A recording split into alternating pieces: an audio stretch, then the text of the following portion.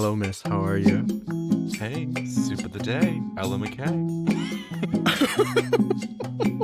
What is soup of the day? Well, soup of the day, Vivian Panay. Soup of the day, Ella McKay. Have you been hearing about Ella McKay? Nope. My brother keeps telling me about Ella McKay. It's this really apparently terrible movie.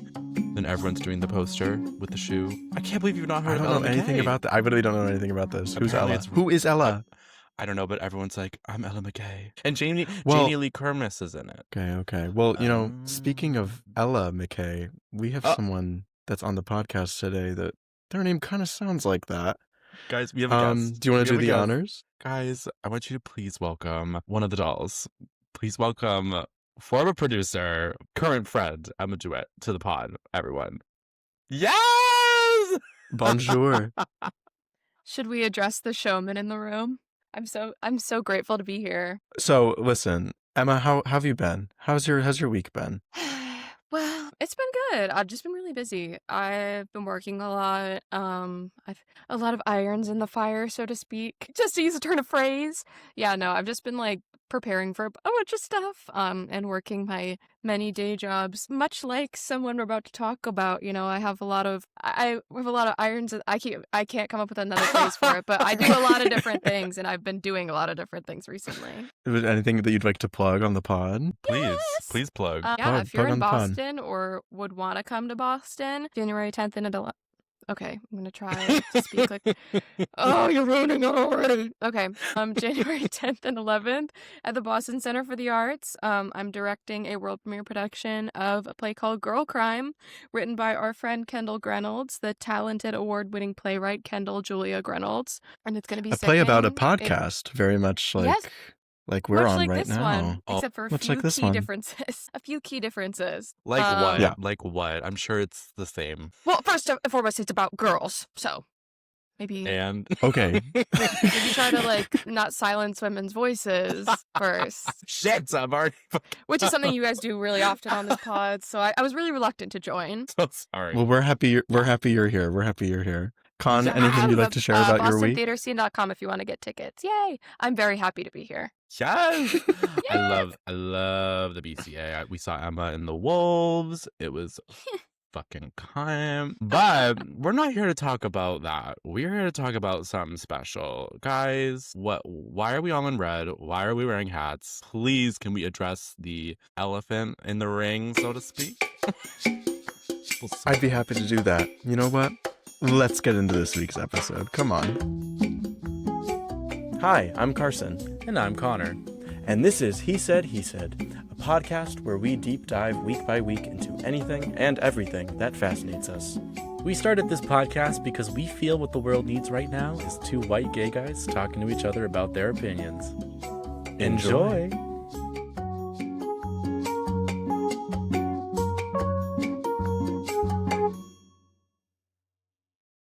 All right, everyone. So, the reason that we're all wearing red.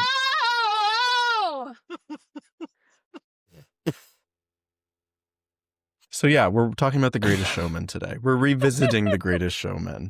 Yes! Now, all of us are musical theater lovers, and Unfortunately, this has been really the reason I wanted to talk about The Greatest Showman.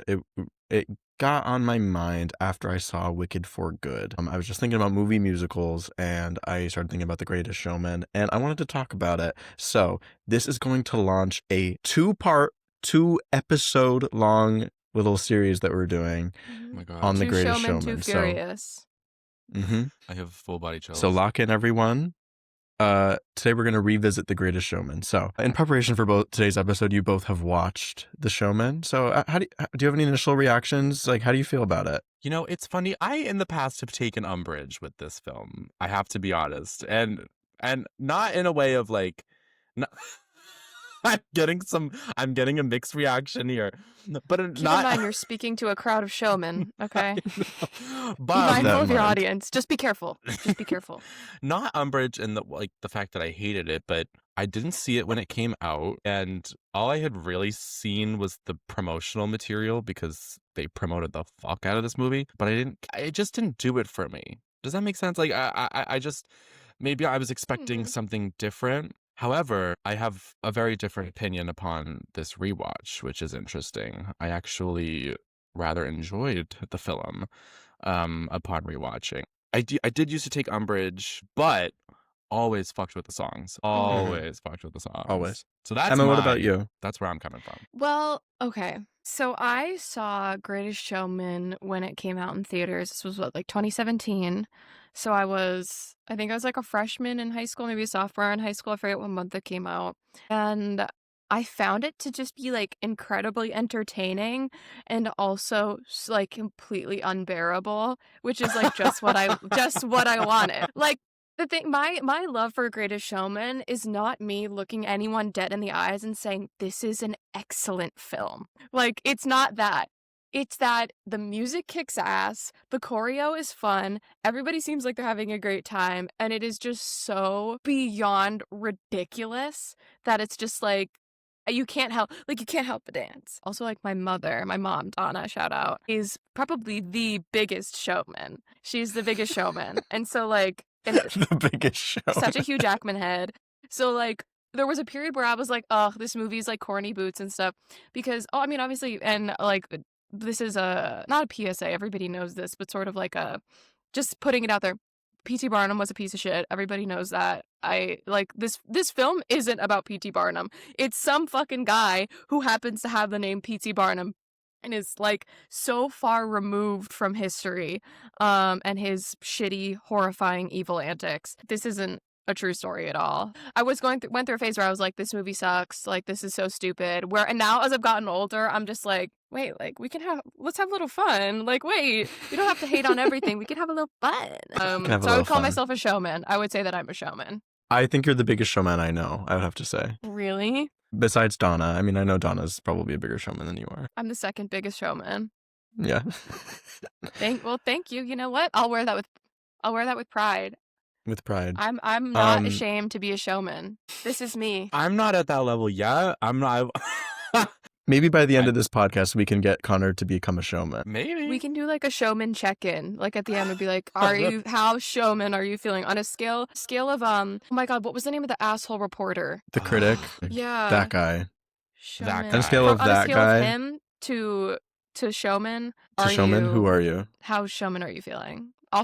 I'll get his name, by the way. I would say I'm at like a solid 60%. I'd say I'm at a solid 60%. Sure. Well, it's But we more need- showman well- than not. Yeah. I know. Okay. I'm going to start off and I'm just going to give you guys some background about the movie. As Emma said, it was in 2017 when it came out, December of 2017. It was directed by Michael Gracie with a screenplay by Jenny Bix and Bill Condon. And the original story was written by Jenny Bix. It has stars, so many stars. Oh my god. We got Hugh Jackman as Phineas Taylor Barnum. We got Dylan Efron's brother as Philip Carlyle. We got Michelle Williams, not the one from Destiny's Child, as Charity Hallett Barnum. We got Rebecca Ferguson as Jenny Lind. We got Becky. Zendaya as Anne Wheeler. Poor And we Jenny. got Kayla Settle as Letty Lutz, apparently is the name of the bearded woman. I didn't know this until I looked it up. I don't think they say that her name in the movie. Who is she? Who is that? But it has 9 original songs with 2 reprises, written by Ben Pasek and Justin Paul. And the orchestral score is by John Debney and Joseph Trapanese. So, Trapeze, if you will. Jeez. Showman reference. but you know, it's a fictionalized depiction of the life and times of P.T. Barnum, the showman who created the Barnum and Bailey Circus, as well as other attractions. It premiered on December 8th, 2017 in New York City aboard the RMS Queen Mary II. It was on a boat is where this movie premiered. Like What? on a boat. Yeah, random. Oh. But it was released. I was thinking Wait. when you said that, I was thinking that the first like Barnum and Bailey Circus was that, and I was like, what? Me too. I was like, No. the first, I was like, the greatest seaman? The greatest the greatest scene. seaman. No, but the movie literally premiered on a boat. That's Literally, like the crazy. first screening of the movie was on a boat in New York City. Like it just docked. What the hell? Weird. So random. It was at the Bay But Later. you know, It was released after that in the US by 20th Century Fox. And my God, this movie was a massive box office success. It Tell grossed me the numbers. $459 million worldwide with a budget of only $84 million. So huge, Jeez. huge success. It also critically, it received nominations at the Golden Globes for Best Motion Picture, and Jackman was nominated for Best Actor. It won the award for Best Original Song for This Is Me, which was also nominated for Best Original Song at the 90th Academy Awards. Didn't win. And it won Best Compilation Soundtrack for Visual Media at the 61st Grammy Awards. Okay, EGOT. It became the second album in 30 years to achieve 11 consecutive weeks at #1 in the United Kingdom. Fuck yeah. So the Brits loved The Greatest Showman. They loved listening to it. The British Fuck yeah. Showman. The British Showman. Yeah, literally, fuck yes. But yeah, so that's a little bit of background for you. But then I just kind of wanted to go scene by scene and let's just talk about this movie. Let's just talk about what happens in this movie. I have a lot of thoughts. Particularly about We'll get to the that music. part. Yeah. Yeah. I have to Yeah, say yeah. the first 20 minutes was my favorite part. It's great, you know? I mean, it opens up, we get The Greatest Show, we get like a verse and a chorus in, and then it transitions to Hugh as a child, and he's looking in a shop at a red coat and a showman hat. Wait, can we even circle back frame by frame to the opening number of this? I almost said of this song, of this movie. Because we said the opening number. Bitch, the greatest opening number. The Greatest so Showman. good. They show you The Greatest Showman from jump. Because this is probably one of the most sickening, and there's a lot, like, I'm gonna be clowning on this film quite a bit throughout this. The people who love something the most also hate it the most. But thank you. This opening number is so fucking sickening. The way that they put the title cards in with like the downbeat or whatever, and like the distant audience, and also there's like in real life they were talking about this. I was watching a video of these people watching Greatest Showman, and they were talking about this where it's like if this was real, the audience will be just hearing this like muffled ass voice underneath the bleachers of like Hugh Jackman. Like this isn't for the people. This is for us, the audience. Yeah. I mean, I don't know what you guys think. This is for us. We're the audience. Oh, that's sickening. Wow. And the It's stomps. just like, and what's so sickening, I mean, think about watching this in theaters. Imagine, if you will, like, you are being in the audience that he is, like, singing to, and, like, seeing this with a group of people. I remember when I went and saw this, the theater wasn't, like, full, but people were, like, so gagged by the beginning of the opening number. Really? Because It's definitely Yeah, striking. because it's sickening. Yeah, it's Like, striking. It's I striking. was watching in my bedroom on a laptop and I was plucked. You're struck. Yeah. What? I could do the whole thing right now. Ladies and gentlemen. Anyway, yeah.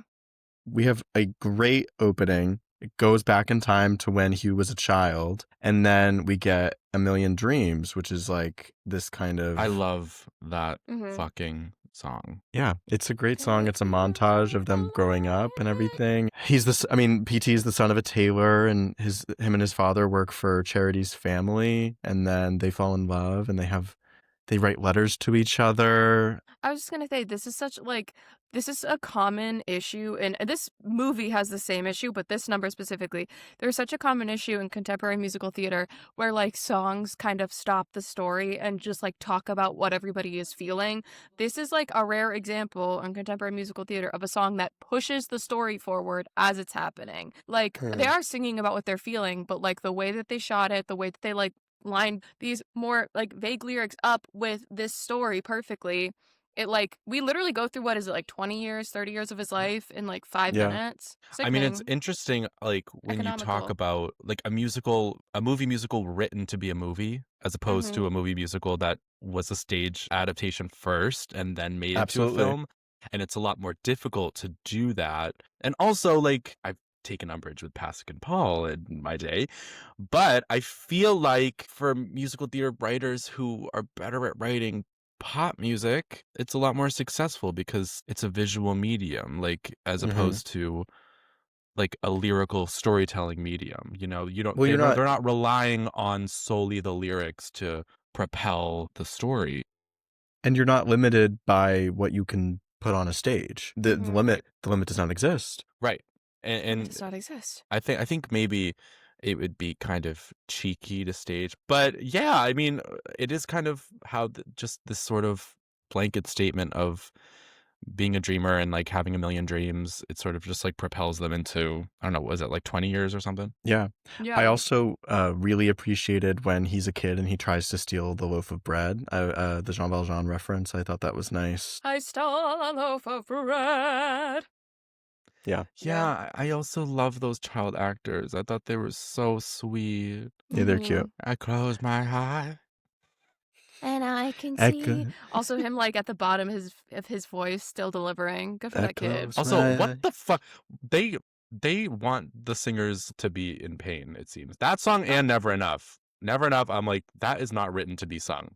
Yeah. And it wasn't. And Not by Not Mother by her. Ferguson. Not Not by by Rebecca. Becky.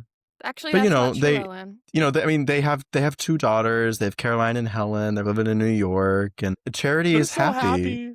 She's happy with their life. You know, it's meager. They live in this like tiny apartment, but she's happy. Hugh is like, no, this isn't the life I promised you.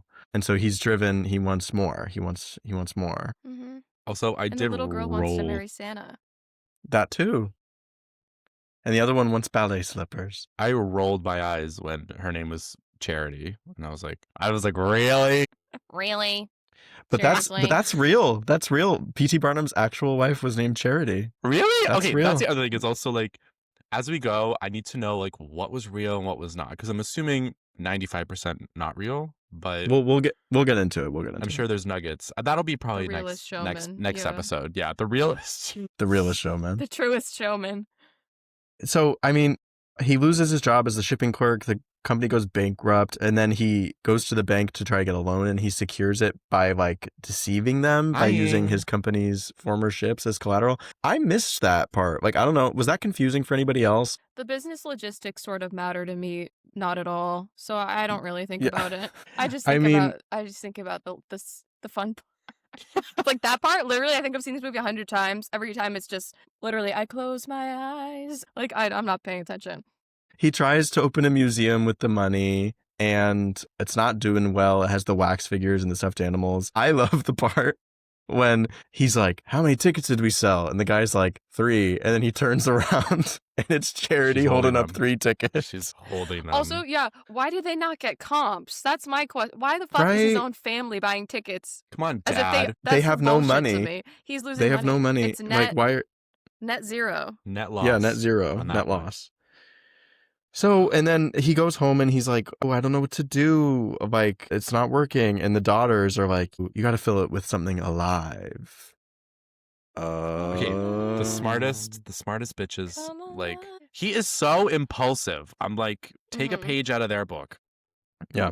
Maybe think Yeah. So about. then Maybe think. No way he was Well, his own he's- business manager. That's bullshit. He decides to put up posters looking for unique people, aka freaks, and to fill his museum with. And because like, and I think I gathered the reason that he like decides to make this decision is because he saw that very small man when he was at the bank, and also maybe he remembers from his childhood when that woman with like the facial disfiguration gave him an apple and was like, yeah, someday I'm gonna extort you. I'm gonna extort Yeah, you for profit. exactly. Instead of like a nice moment, he's like, how can I make his child self, mind you, is like, how could I make money off of this in 20 years? Oh yeah, and he sees the apple on his desk, and he's like, I know. I know. It's the same know. apple from 20 years ago. Yeah, it's preserved. It has not aged. It's with the McDonald's, whatever they put in that shit. Yeah, like acetone. But then we get the Yeah, treat that is exactly. Come Alive, everyone. We get Come Alive. Yes. Come Oh. alive. Oh my god, Which this song. also, can I just say, I know This Is Me was like the hit of the film, Say this, say this, say this, say this. but this song is arguably the best. Like, this song is the banger. I'm sorry. Me and Emma were talking about this literally And the people other are like, day. say fucking that. Come Alive should have been like the hit. Oh yeah. Yes. Yes. Yeah. Yes. It is Mm. sickening. And the choreography is sickening. That little, and Mhm. I know this is audio. I don't know if this will get clipped, but when they're like, hold on. Yeah, do it. When they're like, And then like oh my god, I'll describe sort of what I'm doing for listeners Our and stuff. listeners. It's the part where they do the little jump and then the shoulder, and then at the end when the beat drop comes out and it goes come alive, bomb, and they do that slow spin where it's like come alive, and it's that slow like Mike Jackson turn. Yeah. Oh, It's so It's, Oh sickening. my- it's giving step, bump, step, bump, Step, bump, bump. step, bump, Yeah. step, bump. Bum, bum. it's come to live. It is so fucking sickening. Come And alive, so please. like it's also so like this is my 8th grade graduation song. Yeah, like it's I also fierce. love the instruments. The like. Yes. See it in your eyes. It's so like Mike Jackson to me. And the Showman. And that guy literally doing the Showman. Like it's so like that one guy in the dance break. No other like ad libs, by the way. So fucking funny. So good. This is also the number they did for the live TV performance. I can't Yes, remember Come to where life, where yeah. they did that. But that's, It was this like, I the remember it song. was like on location. They were like outside, right? Yeah. Yeah. So yes, but I yeah. circling back. Yeah. Yeah, sorry. If it's like one of those things where if you do it, I have to do it too. But it is the song was so fucking sickening. It did not get its due. Every single element of it. And sort of that moment where they come out and like all the people, like all the kids and stuff are looking at them like, what the fuck? When the woman, That guy's the woman so goes like this. She tall. goes, She puts her hand over the mouth, and the little girl like hides. She's She like, like looks yeah. at this like tall guy and like hides behind the mom's leg. And also, what's hilarious about this number is like 50% of the quote unquote freaks are people in like are people wearing like fun dance costumes, and they're like, oh my god, a gold leotard! What the fuck? It's true. Like, It's true. it's like, yeah, come to fucking like any sort of national dance competition, my love. You're gonna flip your freaking lid. come alive. Dance Okay, Unlimited, like you're gonna shit a brick. But no, yeah, that is funny how there's like 6 freaks and then leotards. Yeah.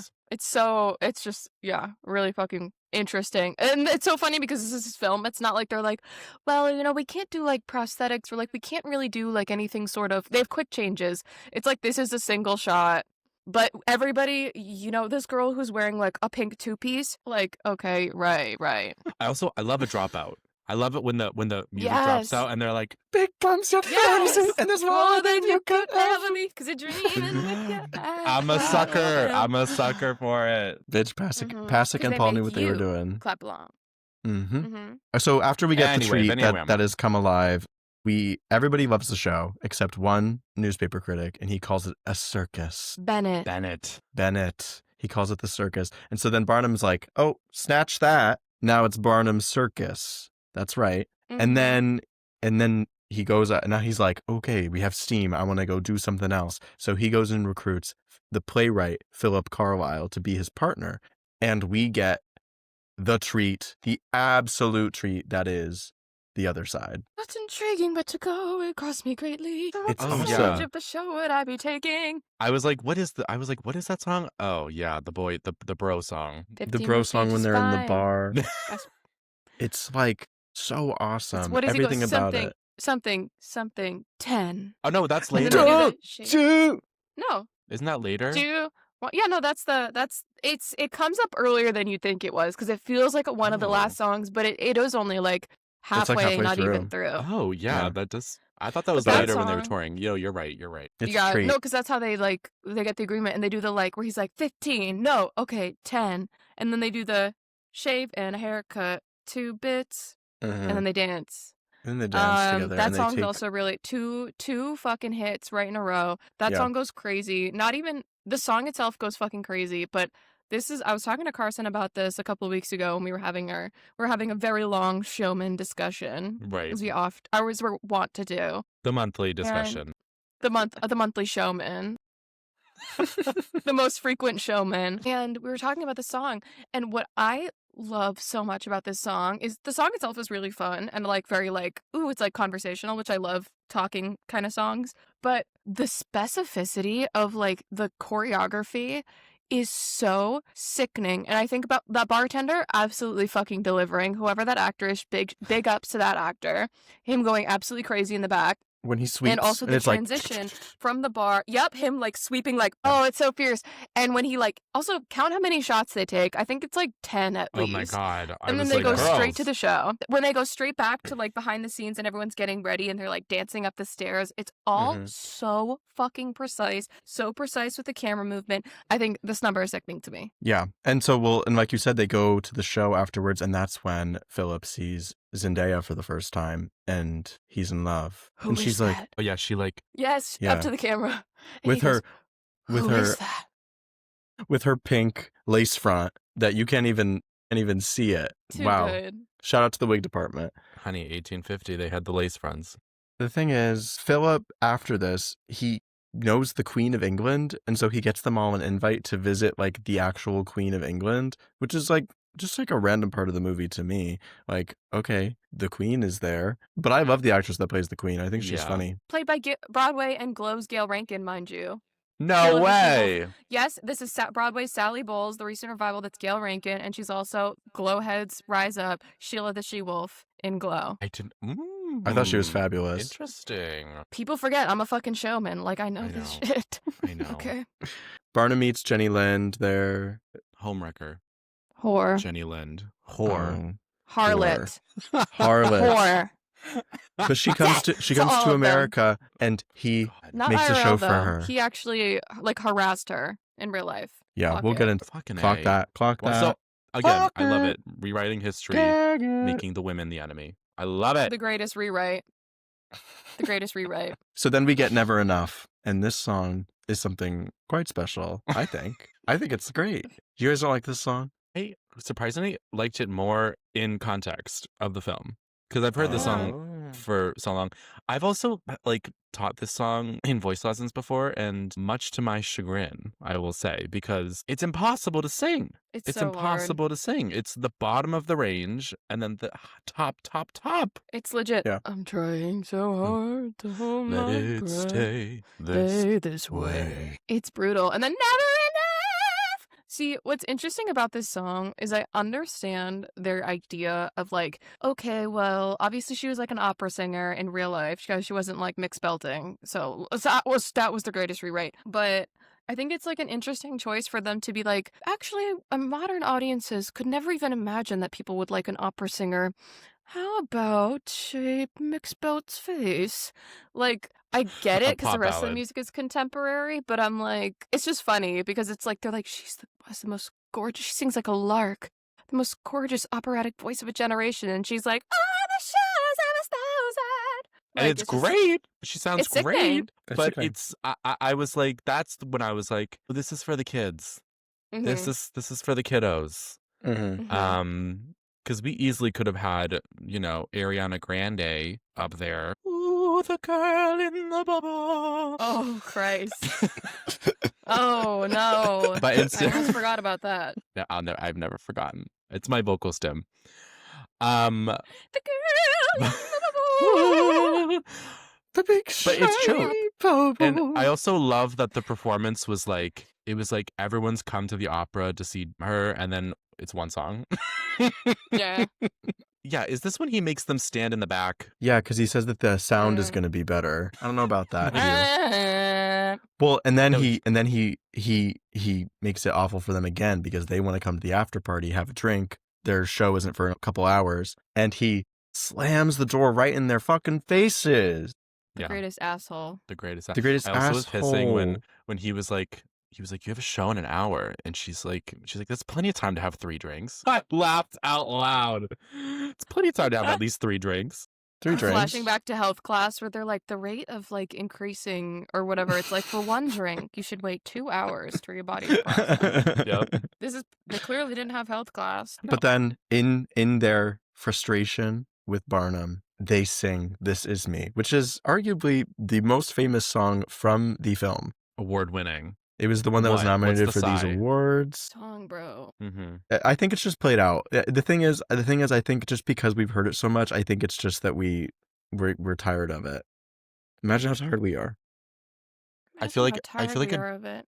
A drag queen every year for Miss Continental does This Is Me. I feel like Wrinkled pride flag. wrinkled pride flag, This Is Me. And it like says like ugly, short, gay, like in like lipstick on some like sign or like on the dress. It's like, This oh is my me. God, we fucking get it. and it's they were smart for it. Like I said, Pasek and Paul they're good at writing these like pop Popular. catchy fucking ballads, and it's earworms and it's digestible, and the lyrics are it's a universal sort of like sentiment about being yourself and whatever. It's for the kids and whatever. I know it's like This is the thing also. This song, here's why I don't think it's a bad song. I think compared to the rest of the music and like across the board, it is weaker than the rest of the songs in the musical, in this movie musical.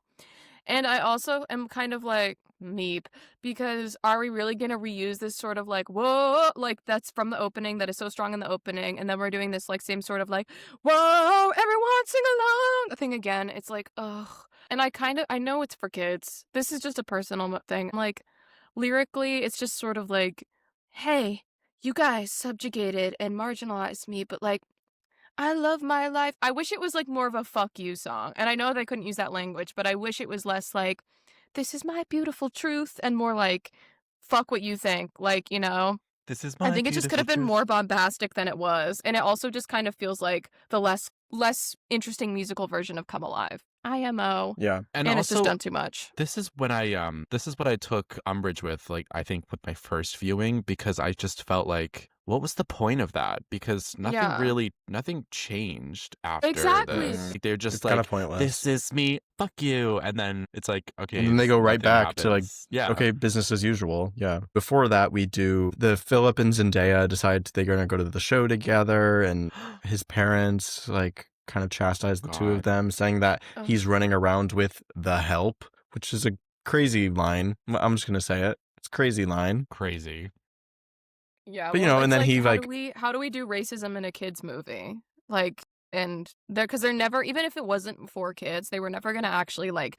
This is the thing, like they were never gonna truly delve deep into like the societal issues and like the real, like the ableism and racism, et cetera, like that was driving like the business that is Barnum Bailey Circus. Like it was founded on violence and hatred, but they can't like throw that into this movie because that makes PT look like an asshole. And also well, like, and it's, yeah, it's funny. It's like, how do we say the most, like what's the worst thing we can say in a kids movie? I mean, it's just like this movie has been criticized a lot for historical revisionism is like the technical term. They're kind of rewriting history in a way.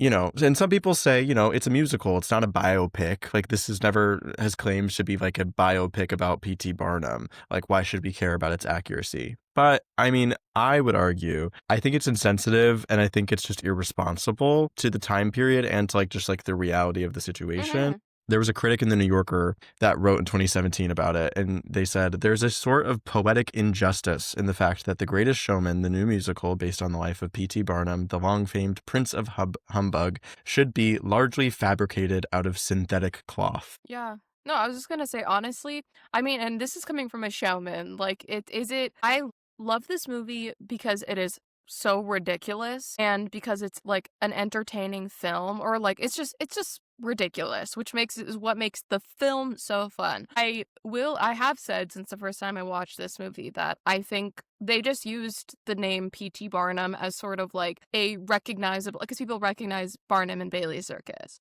Like, is not about P.T. Barnum. And I think they had enough star power behind it and like a big enough studio behind it to have just made up a person, because they did Yeah. make up a person. Mhm. Like, I think Right. it should have just been a fake showman, like John Jacob Jingleheimer Schmidt or Yeah, something. Like I it was could have gonna been say. anybody. It could have been The greatest Manischewitz anyone. Guberman from San Diego. Legit. The greatest Carmen Charisma. It literally could have been anybody. Yeah, the greatest Carmen San Diego. Yeah. I mean, like, and there were a couple things I looked into about like the real P.T. Barnum that wasn't included in the movie. The Smithsonian wrote 2 days after the film came out that P.T. Barnum is not the hero that The Greatest Showman wants you to think. Mhm. His path to fame and notoriety began by exploiting an enslaved woman, and in life and in death. I don't know if I found out about this from researching, but his first theatrical foray, so before he ever even thought about the circus, it was in 1835, and it involved exhibiting an African-American slave woman named Joyce Heth. And he claimed that she had raised George Washington, and she was actually 161 years old, but in reality, she was in her late 70s. He was doing this in New York City, and at the time, owning enslaved people and forcing them to work was illegal in New York, but he got around it by renting her from a slave owner in the South.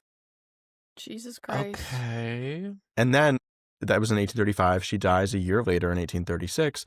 And then he arranged a public autopsy of her in which people could buy tickets to. And a lot of people point to this as like an early example of like kind of the mistreatment of Black people in America, especially like in the medical world. Another notable awful thing he did was called the Fiji Mermaid, which it was a body of a monkey and a fish sewed together that he exhibited. He also was known for treating animals cruelly. He was single-handedly responsible for killing at least 2 whales. Yep. And he was known to kidnap Native people, Native Americans, and have them perform in human zoos as a form of entertainment. So My God. it's just, Yeah. so like, it's just not the reality. I totally agree with you, Emma. Like, this movie did not have to be about P.T. Barnum. We could have just taken some inspiration from American circus ideas and like the aesthetic of like the American circus and then made up a new story, because like it is weird the way that this film handles race, because like Mm-hmm. in reality, his theater burned down in 1865, which was the same year that President Lincoln was assassinated, because the Civil War was going on. That's crazy. Like, it's just like, to place a film in this historical context and not talk about it and not even mention that Zendaya's character is Black, like, at all. Mm-hmm. Like, we never even mention her race. No. I just think it's irresponsible. It's just that one-off moment. Like, that's the thing, is that it's that one-off moment with his parents. Yeah, it's an alternate universe United States that, like, Yeah. they created and are presenting. I mean, in no way, like they never were like, this is the 100%. Like, it's not, they didn't sell it as, like, this is the 100% true story of P.T. Barnum, but even so, not even just making him the title character, especially marketing this towards children, sort of like indoctrinates people into another sort of like revisionist. And again, this is coming from somebody who, like, ironically, whatever, like, thinks this is a fun film. It like is sort of this revisionist history wrapped up in like really fun music. I don't know. You're right. I think it is. I think him being the main character, they literally could have beat for beat done this whole film and just not had the character be named P.T. Barnum, and it would be far enough removed from like true history for it to like not be recognizable. The only thing that's recognizable about this is that there's like a circus and it's run by a guy named P.T. Barnum. This is no way like reality. Well, a lot of critics said that, you know, similar to P.T. Barnum himself, that the creators of the movie use like fancy numbers and productions and smoke and mirrors to distract from like a story that kind of like has a lack of character development and like real emotional stakes, but also distract from the actual history that this film exists in. And so I don't know. I just think I think it's interesting. And like, I don't, like you said, I think you can still enjoy this movie as an entertaining film, but I think when you start to think about it more, it is just a bit irresponsible. Yeah. It's so It interesting. didn't have to I be. mean, it makes like No. these are really, that's such a good point. Like I don't know. Like, and would a movie that didn't have, you know, him as the title character, like, would it have been as successful? Like, you would assume, like, probably, but I don't know. I don't know what the Yeah. general viewing public would think. I mean, I think if it was the same cast of people, I think so. I mean, like, Right. a The movie cast as a is- vehicle for like Hugh Jackman and even like I could understand if they came from a point where they were like, we're gonna do a movie about this person, like about P.T. Barnum or whatever. I mean, it's interesting, Emma, you talking about like the way that this movie came about, because in my research, I found like the seed of the Greatest Showman film. It was planted in 2009 at the 81st Academy Awards, because the producers were Lawrence Mark and Bill Condon, and Bill Condon ended up writing the screenplay. And Hugh Jackman hosted the 81st Academy Awards. And during that, one of the producers compared Hugh to P.T. Barnum during the It's 81st the Greatest Academy Jackman. Awards. Like, this is the whole point. This movie is just a vehicle for Hugh Jackman. And so then Hugh was like, "Oh, I'd love to do like a Barnum project." And so then Mark and Bill approach Jenny Bix. She was a writer for the Academy Awards that year, and then she writes the original story. He edits her draft, and then it was announced in 2009, the same year, under the title "The Greatest Showman on Earth" was the original title of it. And Jackman was already cast as P.T. Barnum as the title role. And then they got Michael Gracie in 2011 to direct. And then in 2013, they hired Pasek and Paul to write the songs. And then, it went up from there. The video of them performing in front of producers in 2016, where like Hugh Jackman had lost his voice, or he had nasal surgery. And so he wasn't supposed to sing. But then they're doing From Now On. And he decides like, whatever, I'm going to just sing anyways. But yeah, and it was greenlit from there, and then they filmed that summer, and then the movie actually was supposed to come out in 2016. They were going to have it come out in December of 2016, but they decided to delay it a year because La La Land was also coming out in December of 2016. Which is crazy to me, like, first off, that like they had that reading when it was greenlit was in early 2016, and then somehow they were able to hire everybody. I mean, I can tell you Michelle Williams wasn't even cast until July of 2016. So then you're telling me between July and December they were going to film, edit, market all of it, and then release it in December of 2016? Just seems crazy to me. And I was like, is that real? And I looked it up, and there were multiple sources that confirming that it was true, but it just seemed kind of wild to me. But I'm happy that they took more time, because I think it definitely probably wouldn't have been as successful. Do you think, well, okay, so if La La Land came out before they were finished with production, do you think that they took anything, like, if anything changed because of the success of La La Land, like while they were, I guess doing reshoots or something? Because I don't know. They couldn't be more. They live in that same era of like, let's have a fun musical movie, like in my head, but they couldn't be more. It's funny because they're so similar, but they also couldn't be more different, in my opinion. Yeah. I mean, obviously, like Pasek and Paul wrote both of them. Oh my Christ. So, I mean, that's a huge similarity, but, or wrote the songs. But I mean, other than that, I think they are very different tonally, Also, have you heard the Jeremy Jordan story about that? Yeah. That thing with the greenlit audition? No, I saw that he did the thing, but I haven't heard the story. Yeah, he basically was hired to do the like Zac Efron part. Yeah. The Zephron. And Dylan's brother. He was like super sick, and he was on like, I think it was like prednisone or like steroids just to like get through it. And he was like, he like botched all of the Zac Efron material, but he was going to sing for Hugh for like the big From Now On number, because Hugh couldn't sing, and he was like, this is my chance to like show them that I can do it. And that's when Hugh has his big moment, and he's like, I'm gonna fucking sing anyway because I'm Hugh fucking Jackman. Oh. And then after the audition they were like, yeah, we're gonna give it to Zac Efron instead. That sucks. They wanted a recognizable name, and like, I mean, that was after Zac Disney had come on the. Zac was good. He did a good job. I mean, I would be curious to see, though, like, in a world where Jeremy Jordan played Philip Carlisle, like, how that would have changed his career, I think. See, I mean, yeah, that's such an interesting point. I was going to say, I think, which we can talk about, should this be happening, the Greatest Showman musical. I think, especially at this point, I think Jeremy is probably going to be heavily considered to play Hugh Jackman, the Greatest Jackman. Yeah, I mean, and it would make sense. Like, he's a big name in that regard now.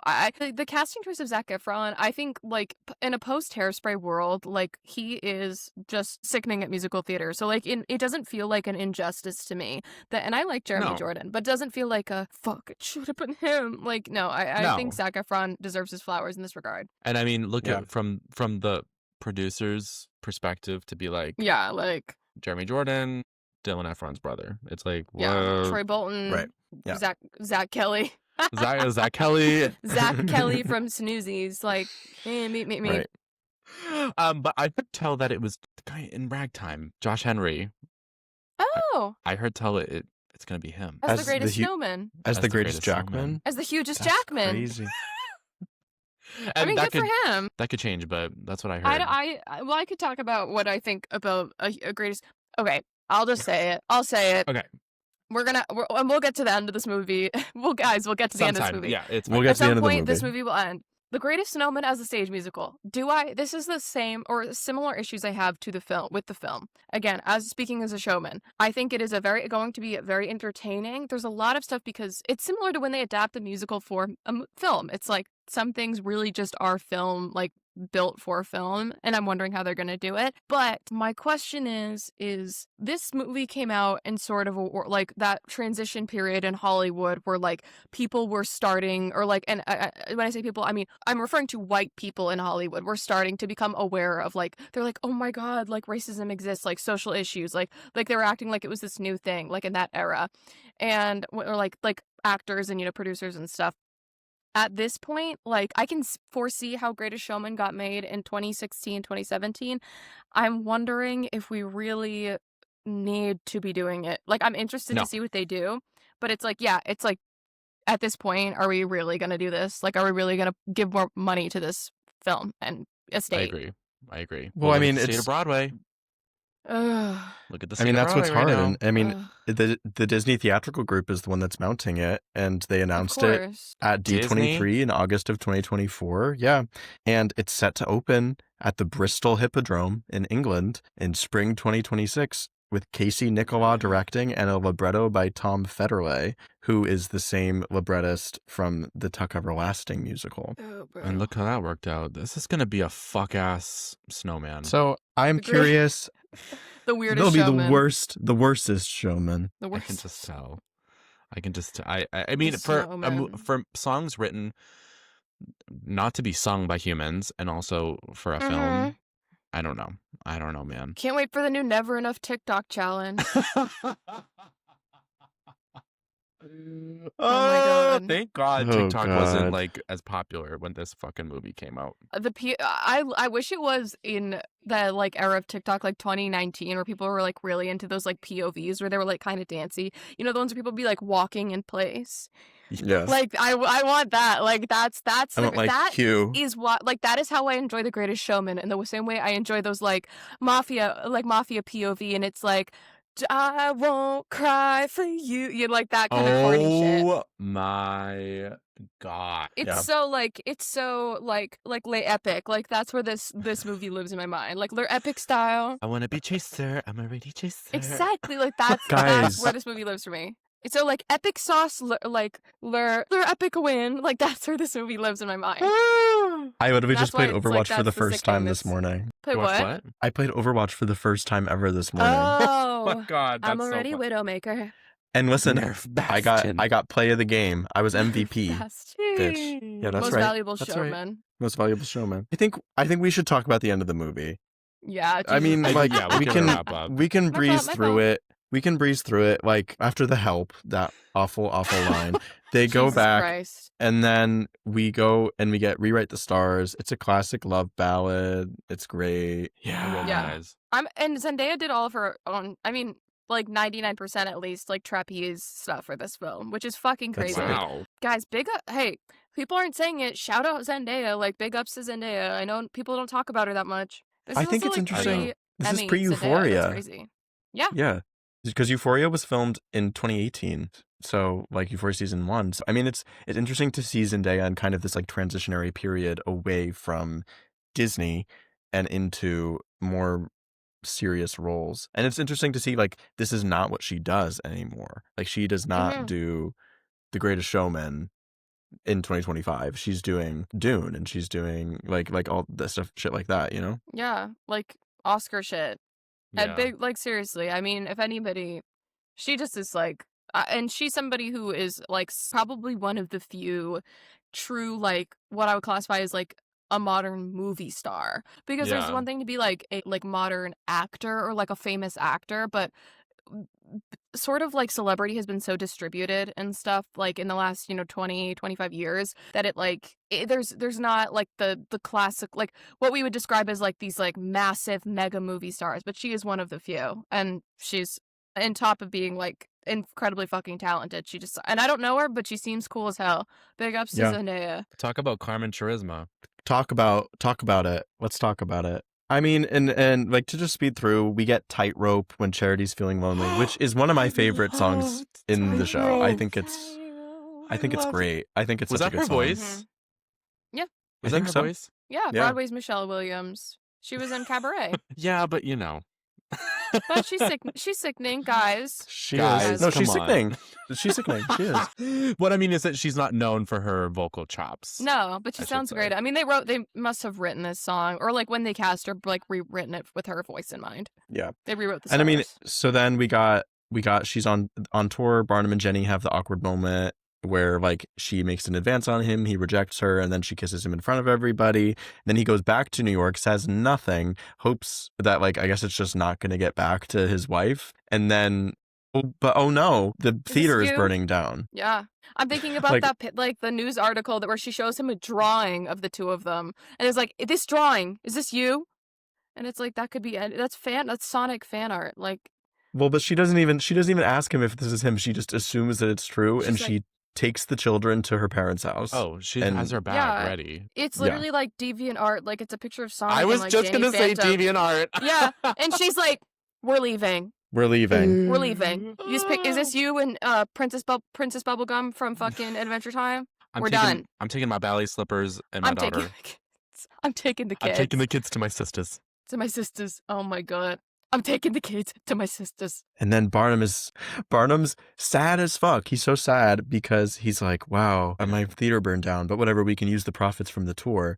And then the critic comes back and he's like, well, actually, the Bennett. tour is over because Jenny Lind quit. And he's like, he sees the picture and he's like, fuck, I got to go tell my wife.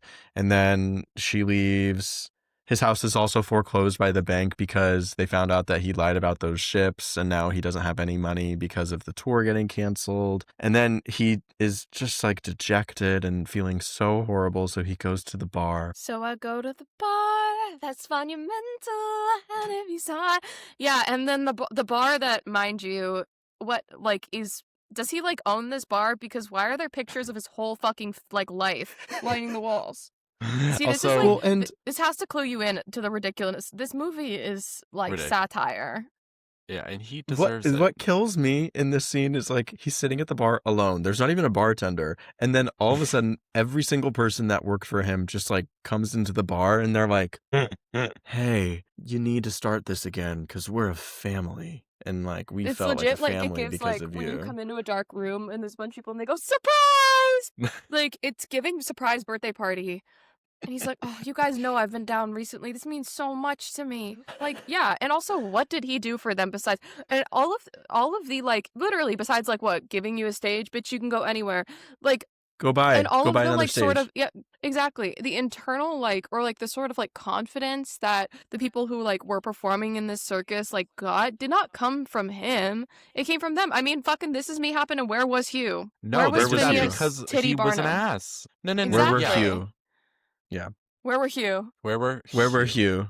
Where were Actually, Hugh that's not when? Hugh, Ellen. till there was Where were Hugh when? So I mean, and then he goes back and he reconciles with his wife, and Philip wakes up and him and Zendaya kiss, and then like Philip becomes the 50-50 partner. Uh-oh, new showman alert, everyone. The youngest New showman, the the newest youngest showman. showman. The newest showman. And Yeah. he comes out So and he's it's like, he does that This is like, the where he's like, "Oh, it's greatest the greatest show," and it's like, "Oh, we did it! Congratulations, guys, Zac we Efron. did This it." is your big break. A white Yeah. man wins again. Congratulations! Congrats. Congrats, you did it! World's best cup of coffee. World's best showman. You did it. Yeah, World's greatest guys, we did it. showman. world's think- greatest showman. It just hammers down the message of this film. White men win despite when they mess up. Mess And and they mess get up 8 is generous. It's generous. Yeah. When they This fuck movie's up. literally like big ups to white guys. Yeah. Big ups to white guys. That's what this Yup. movie Yeah. gives. And again, this is where you wanna be. Like it is. The messaging is ridiculous. Even if, like I said, I enjoy the form. The content is Mojo presents ridiculousness. Miss Mojo. Top 10 white men fails. Counting down the top 10 white men fails. And number one. Number one, The Greatest Phineas- Snowman. The The jolliest snowman. The jolliest snowman. I love I mean, it's those happy memes ever. where it's like It's happy ever Christmas. after. Yeah. It's happy ever after for everyone in this Sleigh movie. bells ring. Are you listening? I'm crying. Yeah. Yeah. Can I just say my Bennett meter has gone You were down. at 60. I'm You're more Bennett. after You're feeling hearing more Bennett than Showman. after going through and hearing a bit more context, You're less of a showman. I'm probably at like Oh, a no, 30%. We failed. Yeah. No. We Well, failed no, at creating a showman.